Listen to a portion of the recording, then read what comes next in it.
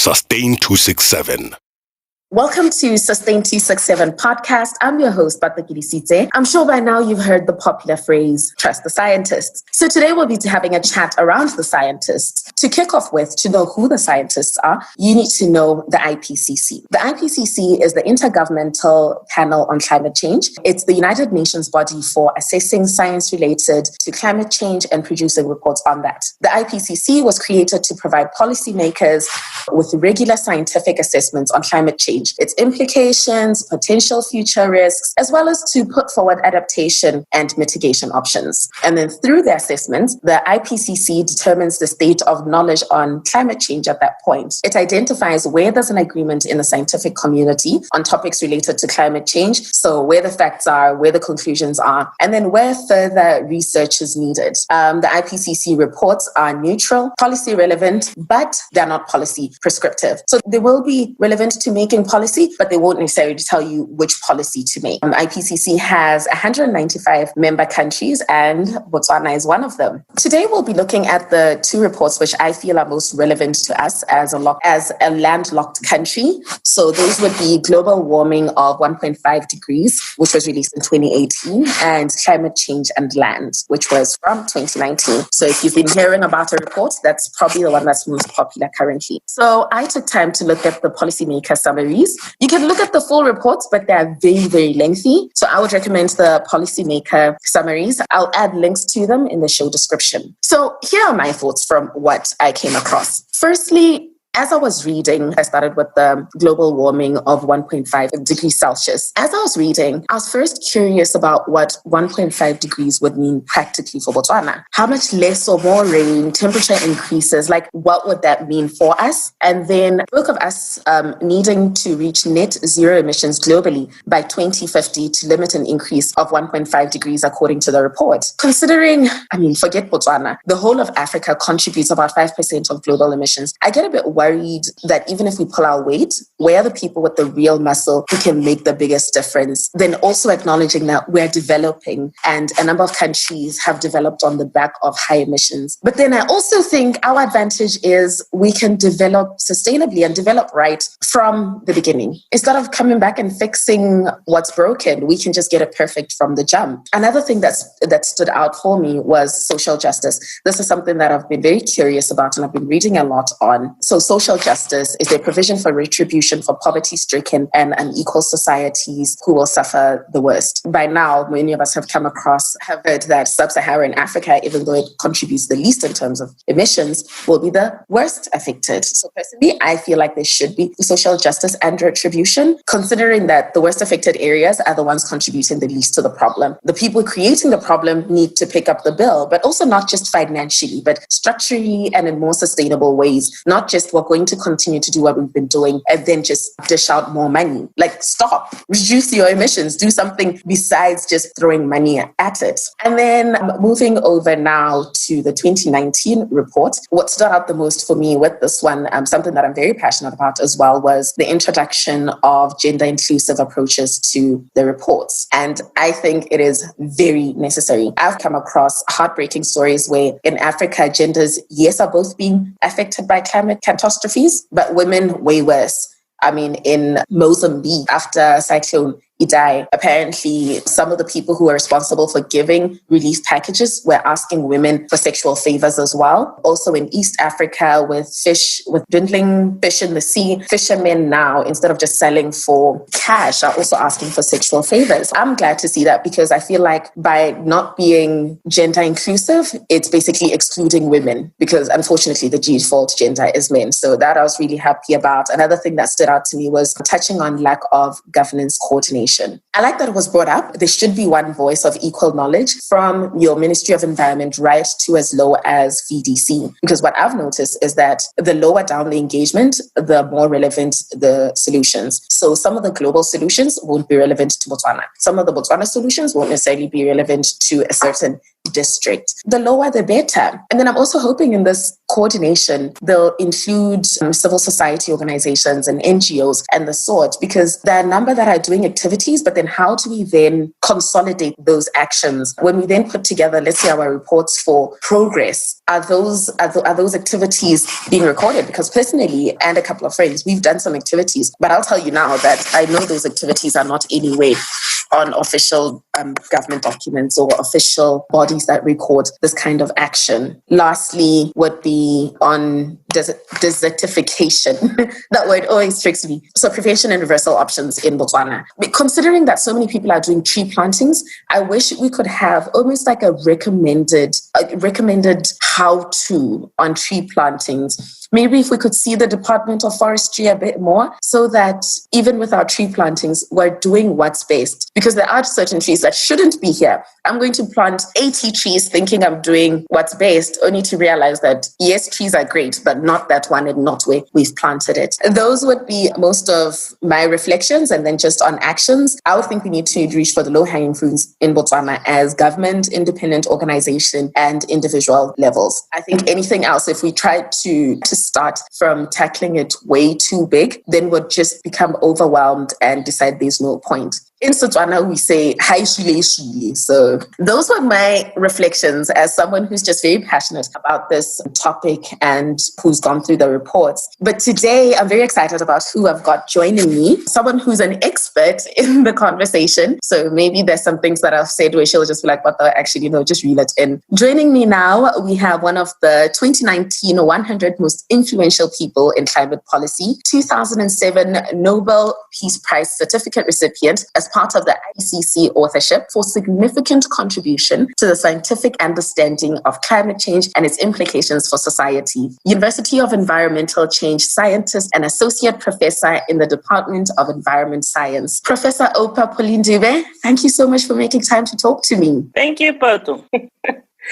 Thank you. That was a very good introduction. Thank you. Covered a lot of aspects. Perhaps I can start by, connecting to Botswana. But I should say right at the beginning that given this ongoing pandemic, it's very difficult to just talk about climate change and not mention that aspect. So you'll find that I go in there. And I would also like to reflect even maybe significantly the global aspects as well, because there has to be somebody who's looking at the big picture. So, if you talked about Botswana and, how we can come in, I want to say Botswana, like the rest of the developing world, they find themselves in a really difficult situation when it comes to climate change. And then you have these others like COVID coming in, which you'll appreciate that COVID has almost stalled everything that, whatever the intention or the agenda development or NDP, all that is just like... Everything's on the back stove. It's arrested. But while he's arrested, it also raises other things, which are crucial for issues that link to climate change and life sustenance. Let's look at the economy of Botswana. And the current situation is that under COVID, scientists are finding that there is such a huge sudden drop in the emissions, just 2-3 months, recording 5% at the global level, and they say for the first time, most of us are breathing cleaner air without realizing it because of COVID-19. So it means sectors like tourism, where Botswana was thinking we can hang on, are now under threat. Basically, the tourism sector is come to a standstill, and we don't know when the COVID is going to end. And so far, we realize it might pull us to next year. Who knows? Maybe another year. And that's a bit scary. Then you ask yourself, what should Botswana do? And then the other thing is we had the wildlife, contradictions with the international community when Botswana wanted to resume, some measured, not really completely opening for hunting, just measured hunting. And that caused a lot of tension. Right now, you start asking yourself that if there is no tourism, how do we, because wildlife, we have to sustain it. You have to have a whole wildlife department, and we sustain it from income coming from tourism. And by sustaining wildlife and conserving it, we are doing it for the global community, Because some of the wildlife we have are like the last end. The rest of the world has eliminated theirs. And so we start having those questions of how do we maintain this wildlife without maintaining our lives? But isn't there a way that we can then try to reduce our carbon footprint? Because I know I think I've heard of one in Zimbabwe and I think Lesotho, where after you travel, you can then buy carbon credits. I'm not a very big fan of carbon credits, but can't we use that to then try and reduce our footprint in light of the fact that we are going to rely so heavily on wildlife and tourism? And then also going back to the point of coal, is there really no other way? Coal? No, first the wildlife, that is where it is that it means the issue of international coming out with a code in which from our conservation of wildlife, we should be receiving certain funds from the international community just for conserving the wildlife. Not that we should rely on the tourism, because right now when people are not coming, what do we do? But we need to look after the wildlife. But at the same time, we need to live. So if really hunger becomes a big issue, it will be difficult to control hunting because people have to hunt. They will be hunting this time, not for trophies, but actually not for, importing some horns to China, but to really find something for to the eat. Plate. Yes, for the plate. So that is where it is. And I think it's a challenge there that the international community also should be looking at, by conserving wildlife, which is... how livestock, our domesticated livestock, contributes a lot of methane, but wildlife is supposed to be a cleaner part of it. So we should really be able to be receiving some, like in the form of those carbon credits, which in my understanding, the last COP didn't really come to a good agreement on how that should be calculated. It's still a hanging issue, by the way. Yeah, that's why I was also like that. I'm a bit skeptical on it. Yeah, so that also is a question mark. That's one thing. But coal, as you say, is not only the question of polluting, the climate. It also will have a lot of, pollution that is local. It's going to affect us directly. That goes into the water system, leads to the cancers and all that kind of thing. Even if you say you're going to do a cleaner way of getting the coal out, it can never be completely clean. So really, if there is another choice, if you can find another choice, that is the better. But it is for you, the youth. Yeah. When you criticize the government on the coal, you must really come out and say, what is the alternative? Solar. That can take. It is look. The coal has got a much bigger power with solar.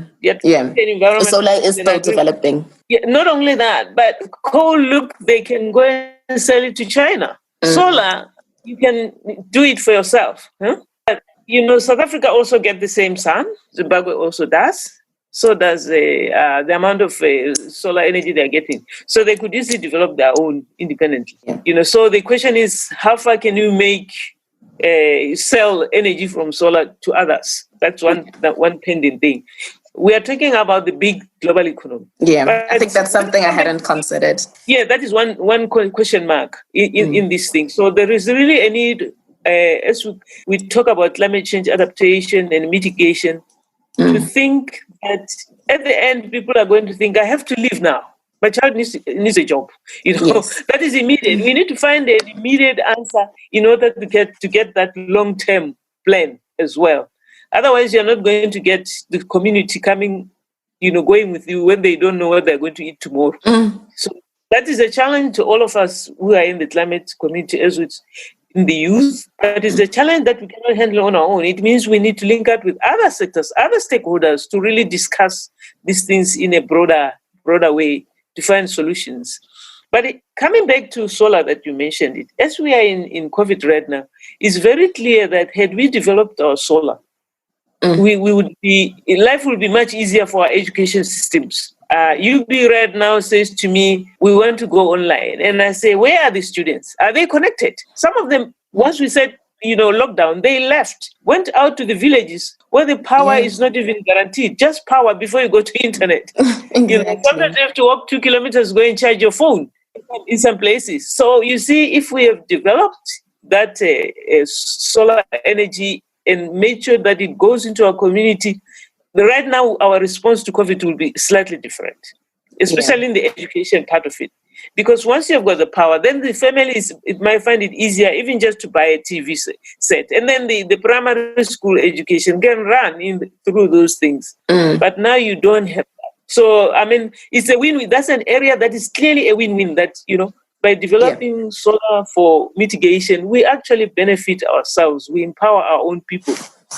We know that once you have empowered people with information, you talk about gender, even just the number of children you are going to have. Once people are exposed to more information, they are much better off in dealing with those things. Even the diet, whether it's obesity and everything, quality of life improves when they have access to information, which requires that you must have the energy sources using available resources to us. At the same time, we should mention that apart from selling solar out, there is still a lot of science needed to develop the energy the solar energy to a state where it is really as powerful as the coal-driven energy to run industry. Let alone just if you want a vehicle that is solar, based, then you want to drive from here to Maun. What are you going to have? I mean, you'll be having a battery that will need to be recharged somewhere. The science hasn't gone in strongly. And the reason why the science hasn't gone in strongly is because those who have got the resources, who are supposed to channel the resources to that research, are still, relying on the carbon, driven economy, if you like. So the banks and the financing system haven't really come out strongly to finance that aspect, or the funders of research. Yeah, I know. Right now there's a big divestment movement where people are calling for their banks. I know Africa Development Bank is one of them, and then they said they wouldn't be investing in any more, I think, coal mines, they said. But people are also just calling for their individual personal banks to stop investing in coal and look towards channeling their money towards more sustainable energy. Yeah, it is a very tricky situation for the government of Botswana, because then at the moment they are trying to develop the infrastructure, to export the coal. And that could cost millions, if not billions. But also there's a big worry that coal stations, once they've been established, they need around 30 to 50 years. They take long before they actually die out. So if you start a new one now, and most of the pollution that you get strongly from Asia, they are from new coal stations. This is why I'm saying we need to put our heads together as to provide a really concrete alternative, because government means us. It doesn't mean, the parliament and the people there. They rely on what comes from us, if you like. Yeah. And then the other aspect in terms of mitigation for Botswana is the land use aspect, maybe, where we have a lot of options, and what we do there benefits us. In particular, just the issue of deforestation, land degradation. So, managing our livestock, to make sure that we don't degrade the land, because when you degrade the land, you change the whole, energy flow between the land and the atmosphere. There are lots of, the rays just strike and they are going back. It's very different from when there's vegetation. And then you lose the soil, which is the productive. They say much of the fertilization of the oceans in the Namibia side, which leads to good production of fish, is soil that is coming from here to that in the coast of Namibia, and it stimulates fish food. So you can see that you lose it to some, because the air picks it.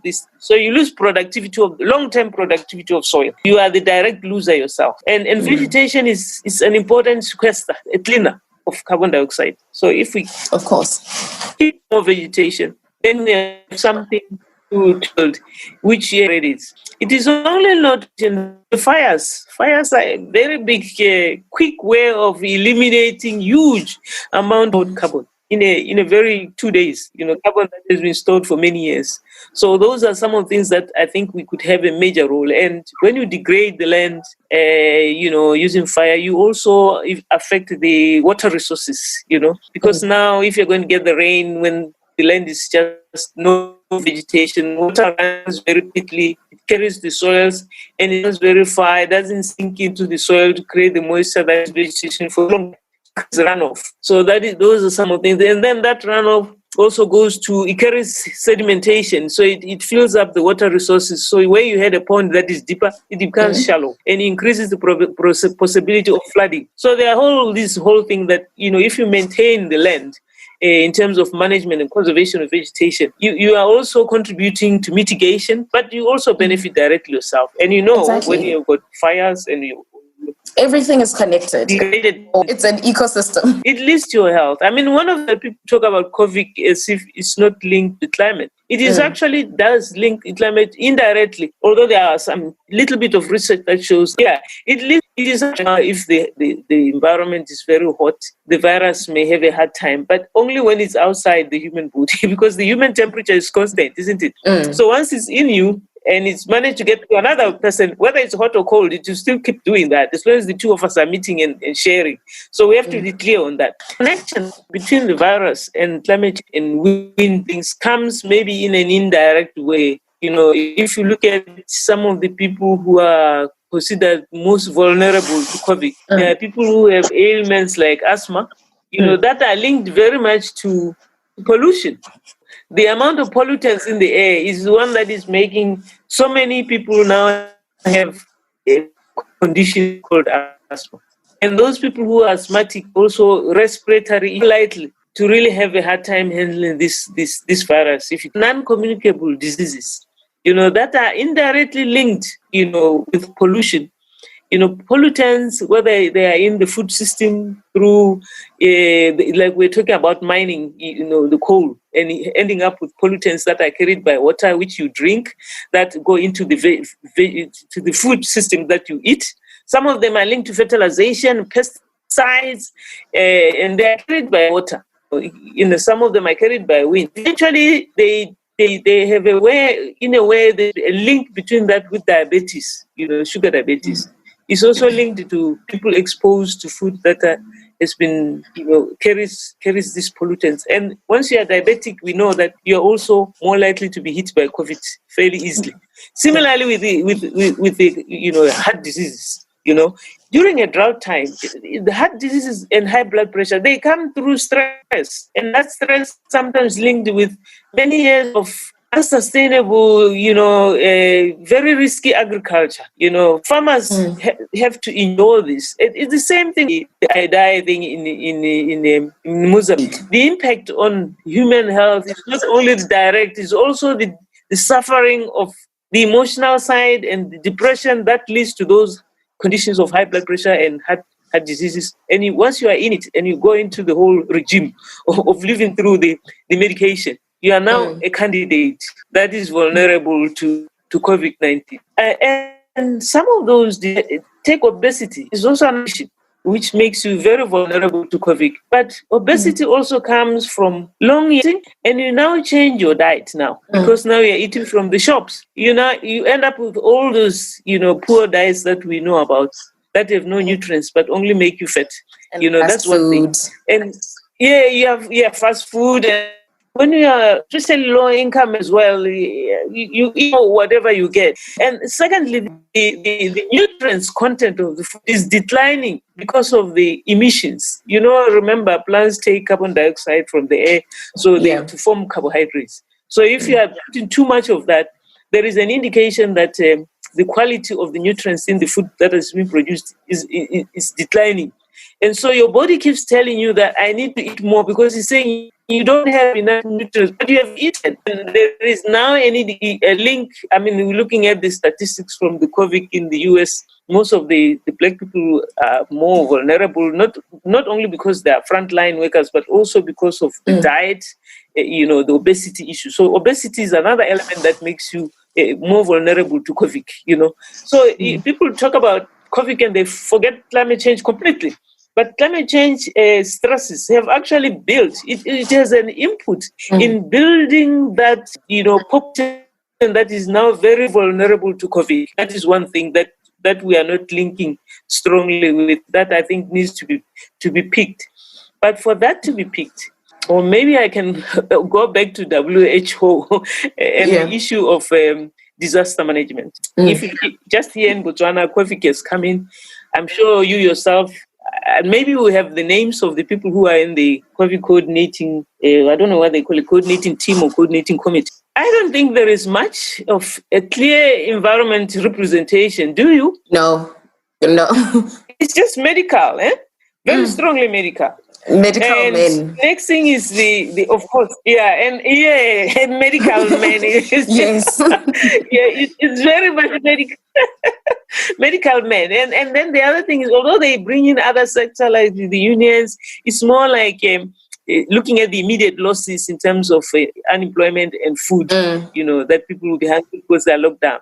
But they don't really bring the environment aspect. So the telecon that I was having with somebody from WMO in Geneva, we were just talking about the fact that there is the Sendai disaster risk reduction framework. And that includes biological, linked disasters. It includes this pandemic. But somehow when the COVID issue came in, there is no link in the major, within even the major UN bodies themselves, to link now the WHO with WMO or with that code. And the disaster management team from the environment has been there for many years.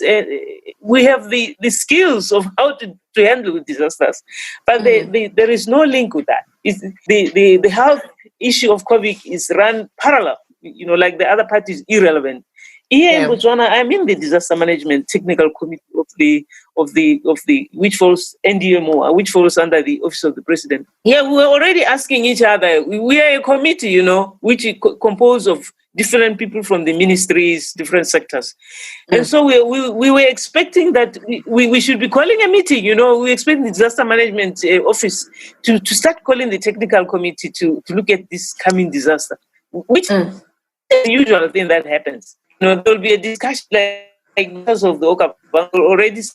Okay, we're monitoring it and the district there is this community. But in COVID, it was just silent. And you were asking what's happening. And when which then empowers the director of public health is one who is supposed to act. And so we in the disaster management are not really central to this issue. It also goes back to what was said in one of the reports, the governance coordination, that everyone should be working together, find a way for all parts to work together so you're maximizing on the knowledge and resources that are present. Yes, but I don't think yes, it's happening, but not as adequate as it should. And now we're looking at the recovery after COVID. And that recovery is not only it's global. And that is where the issue of mitigation comes in. That is where you can be saying, okay, now we have this pandemic has taught us something that we can reduce the emissions, although it's in a painful way. Now we want to recover. Do we recover going back again? Exactly. That is the time to plan that green economy, isn't it? But if you don't bring in those sectors that I'm talking about, especially that are conscious of these issues of emissions, then the recovery from COVID is going to be as usual of some kind. Especially if you get a vaccine. If you get a vaccine very quickly, people will just like, okay, now I'm going for my, tourism and I'm back into my manufacturing. It's going to be like quickly back again. We are almost like in a T. We could still is the right down of the, decarbonizing, moving away from a carbon locked economy and opening up to some at the moment. There is not even a discussion. There is no way you see that discussion coming out within the governments. And we should add that COVID came at in a world that is, in a way we can say, unsettled, where, it was a lot of cooperation between the countries, and the change the U.S. brought not only US, but perhaps since the 2008 economic depression, there's been a change in the political environment worldwide, where people become more nationalistic, my country kind of thing. Yeah. So the collaboration between countries is a bit lower. Remember when COVID came is when the US and China were having all those trade wars. Yeah. And China was looking at US as a potential to really, endanger its own standing economically in the world. So it's a difficult about trying to meet Paris Agreement. How do you manage it? Because for a country as small as Botswana, we can only make an impact, if we are collaborating with others. If we are just on our own, it's very difficult. So when this, being a collaboration, working together into a more protectionistic politics, if you like, then that becomes a real big problem. And it's a problem which, in a way, facilitated COVID to really entrench itself, because everybody was looking at my economy. Of course. There are indications, even if we don't have one, majority of the science seems to point that the virus is zoonotic, meaning it comes from an animal before it goes into a human being. Whether there was another middle animal, and that animal is the pet, of course. Yeah. Mamantuan, yeah? What is Mamantuan? I mean, much of the research now is lab general. Those who have studied the genes, they show it has got 88% similarity with the that was also from the bats. Yeah. But the issue is we don't know how it found its way into the population. That is where the politics is, which is not mentioned. Speaking of this, I came across a rather interesting article that when linking pandemics, COVID-19 and just other, and we hope not, future pandemics, they said as we are encroaching on rainforests and on where the animals live, and we're starting to interact with them, which is causing different environmental issues, then we are getting closer to diseases and viruses that have previously been known to those certain kinds of animals. So as we're getting deeper into the forest, we're getting closer to, let's say, those frogs that we previously didn't interact with. Thus, we are exposed to their diseases. That's where the next pandemic might come from. Yes, because there are a couple of things in there. It's a question of population increase, fine, but it's a question agriculture is not productive. We go around Japan, yeah? We have to now go for other alternatives. So people also look for alternative food systems if the normal food system is not working. It is also an introduction of the monetary system. Mahdi. Now they are not going to look for this alternative food system only for their plate. They are also looking for them in order to generate little income. Gauri, you need to be putting on shoes. You need to be dressed somehow. There is this aspect. Where they are harvesting. It's not the same as they were harvesting in the past. Because there is an indication that where COVID comes from, those people do go into the caves of the beds. They interact with the beds. It means it's something that they've been doing for a long time. But the difference is that because they can sell at the market, and the one who is buying or is the middleman is trying very hard to buy at a very low price. You know how you follow the women in the who are catching panic. And then you're trying to negotiate. And you want to buy as low as and then you go and sell this thing at high prices in South Africa, which is, we hear that Mophane Ghana, there is huge profit when it's now sold that side. So it means one who is harvesting on the ground, he has to really put a lot more effort. Forget about the conventions of conservation that maybe, and even the traditional norms of protecting someone from getting into that disease. You may find that they have been interacting with that animal for a long time in the past because there were certain codes. You can't go in now, or you have to do it this way. And then the other thing is, in the global community, our developed technologies of transportation means 1 minute uchore pani kobugalaka. The following day you are in Gaborone. You are selling it. So whatever you picked there, konkange is in gaps. You sell it to me, I'm off to Japan. For a conference, and I've already carried the thing all over. So this is how.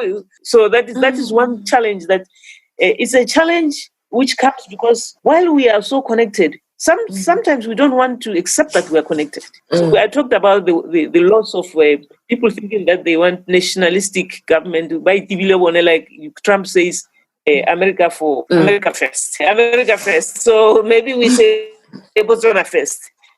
Exactly. So that kind of thing is to deny. It's like we are denying our own shadow. The shadow meaning that we are denying that we are so highly interconnected. Denial of interconnectedness means that we think that I can be rich here in America and I can ignore those communities in, what do you call it, Wuhan or wherever they are, as they are, because they are there. But you don't realize connectivity means whatever debt they have, one day it will be on your way, because things move so fast in a connected world. So one of the things that we've been advanced, we need to get to a stage to agree that the world has moved now to a stage where there is this huge interconnectivity, and the way the Earth system works means that we have entered a very different period in the history of the Earth system. We call that the Anthropocene. The geological time, the name is Anthropocene, meaning that before you entered the Anthropocene, we lived under what was called the Holocene, these are geological time scales.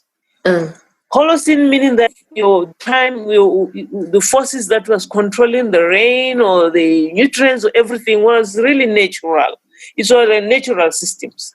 But now it's very difficult to find a natural system. We live in a world that is really influenced by human beings from every corner. And also the connection between the human beings is the strongest ever you have ever seen in the world. That is why something happens in Wuhan has now defined how we live here in Botswana, and how everybody is living. So we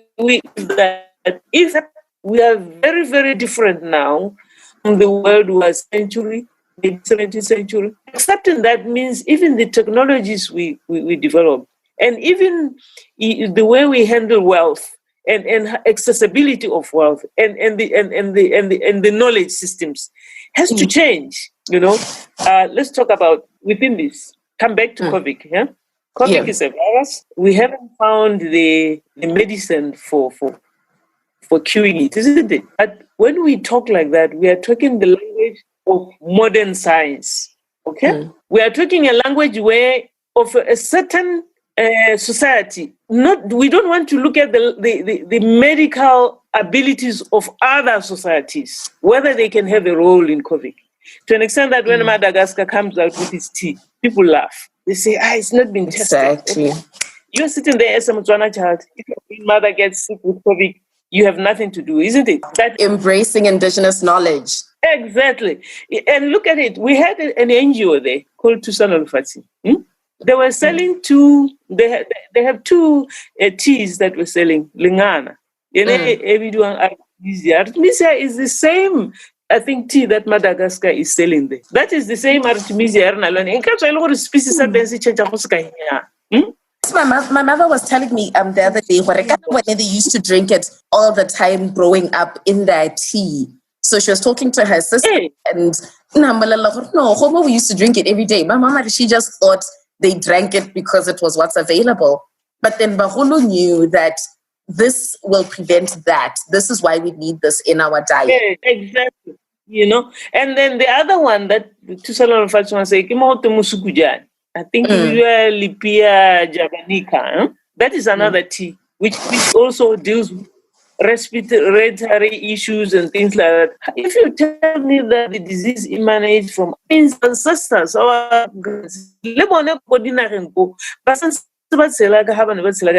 through hunting and things like that, they may have encountered some of these versions or varieties of diseases. And that is why they had these knowledges. I mean, we are mentioning these two teas, but we don't know how many are out there which may, reduce the impact, the symptoms. They may not heal the disease because of virus again. But what you want to do is to reduce its impact and give the body the chance to fight it.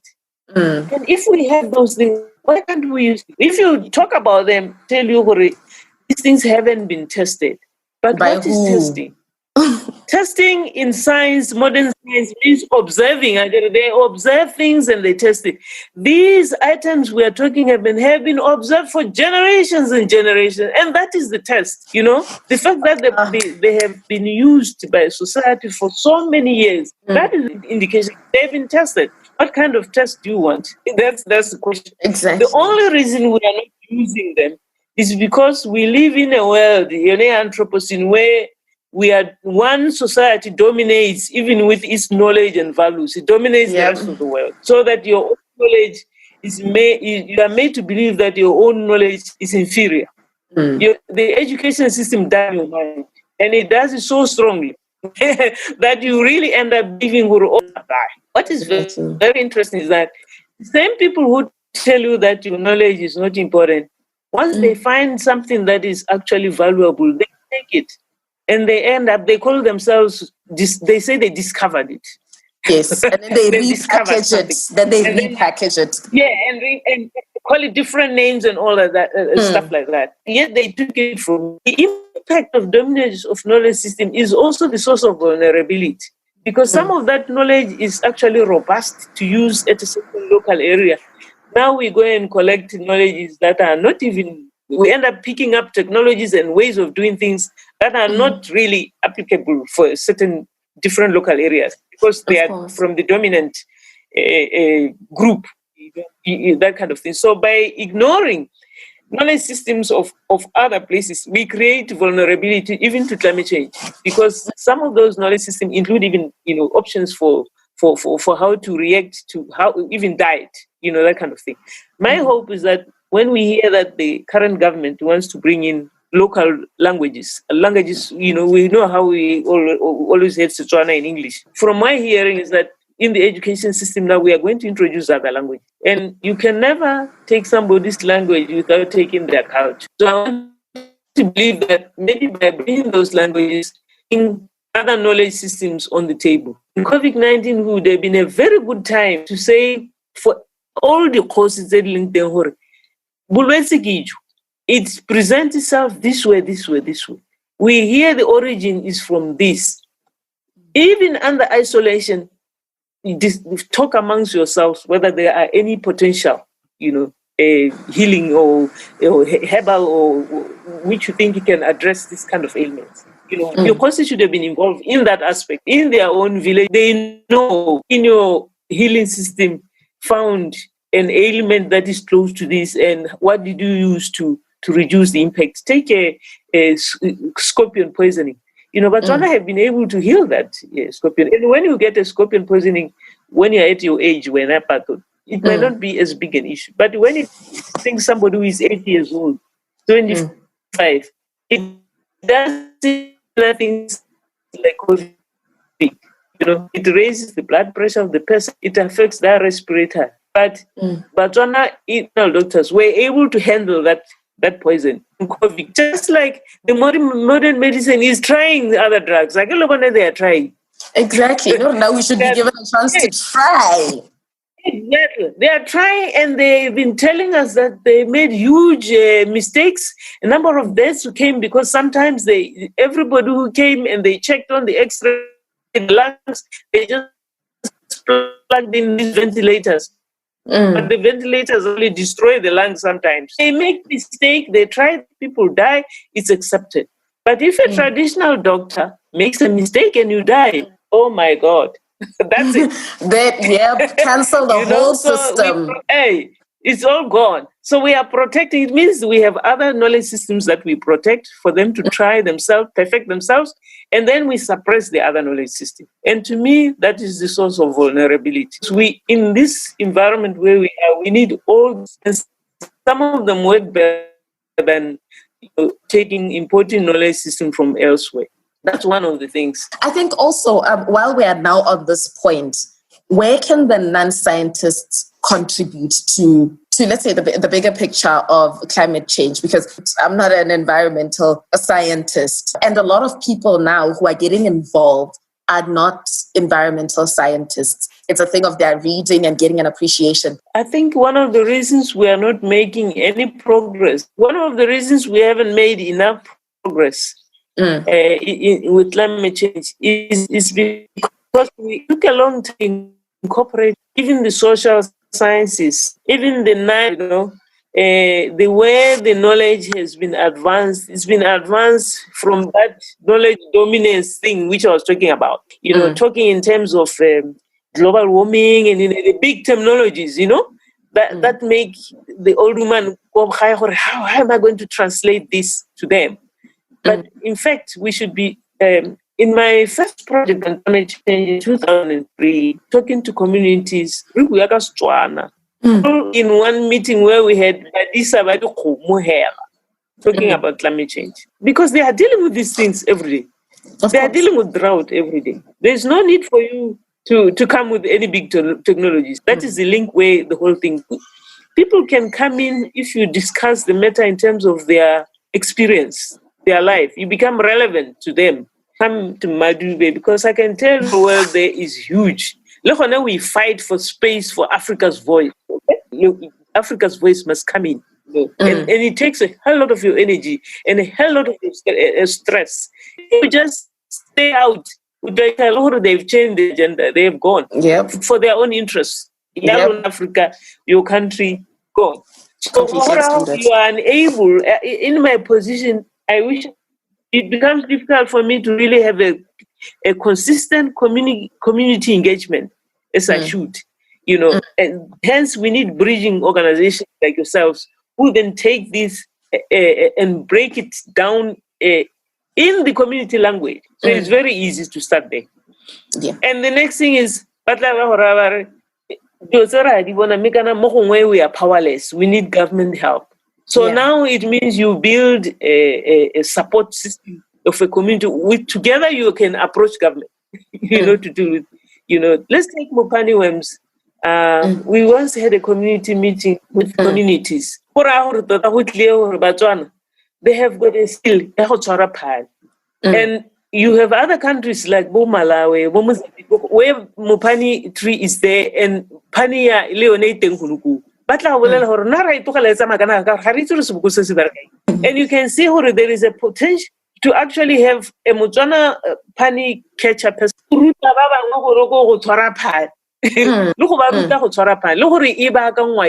This is a skill we are not using. They won't find it easy to go to Malawi. Of course. So really, I like, it is yourself, the youth, to really hit your brains, because also there's so much unemployment. On how can I make a living out of this, and make an impact in society. One of the things that COVID brings, this need to develop local capacity. We shouldn't completely rely on a global, how the global chains are now cut off. It's the food, but it's many other things. Suddenly, South Africa, not traveling. Hey, we have to find our own way. So there is need to develop this local capacity. I mean, that is one very clear message that is coming out so strong. Also, that message comes with that indication. Any policy intervention is very difficult, because the global, this dominant, and it is not accidental. By plan, marketing. The developed world. They shouldn't develop the government. They actually compete and they suppress this knowledge system. So what are policy is clearly a major locally.